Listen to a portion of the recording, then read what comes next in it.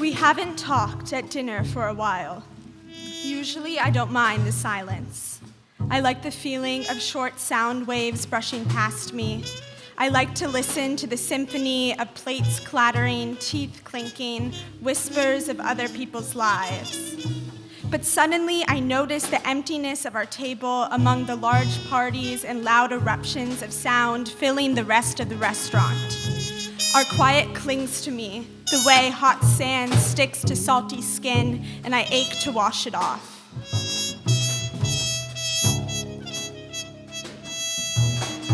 My mother stares into her red wine, her pinky tracing the rim of her glass. I try to focus on my water. The drops of condensation cascading down the cup could have easily been raindrops on my bedroom window or morning dew on lilacs, and I'm amazed to find the same beauty in a dusty Brooklyn restaurant. I take a sip of it, the same way I used to during dinner at summer camp, when I felt homesick but couldn't let the counselors see me cry. The tears would blend into the drink, crystallizing on the ice, and eventually I would be filled with so much water that I couldn't let any salt escape. I finish my glass with the same desperation, but I don't think my mother notices. Where's Dad tonight? I ask, the question that has been echoing through me, escaping in little more than a whisper. Wrinkles erupt on my mother's nose as she scrunches it like a discarded candy wrapper. I imagine him alone in his fluorescently lit kitchen, digging through the frozen food in his fridge. I imagine him at a strip club. I imagine him asleep at a Lower East Side motel. He's not here, and that's all that matters. As her voice cuts into me, I sense something cruel in the groove of her lips, the curve of her chin, and suddenly I don't know whose side I'm on. The waiter sets our food in front of us and leaves without attempting conversation. The restaurant's music grates against my ears. The salad has too much dressing.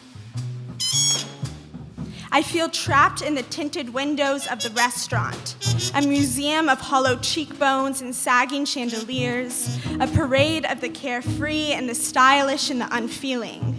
My mother's muted blue eyes search my face. I have an idea. She leans towards me and her breath feels hot and damp. You haven't been down to the beach for a while. You used to love it when you were younger. She pauses for a moment and places her bony hand on my side of the table. I look at it and lean back onto my chair, my spine curved. She quickly moves her hand to her lap. Your dad and I used to take you to the beach all the time. He would put you on his shoulders and I would take pictures of you too. We would splash each other in the water, run after seagulls. Her voice is wispy and dreamlike. We never go anymore, she says. And I realize that she doesn't remember, or maybe is merely choosing to forget. I remember we went one time when I was a child.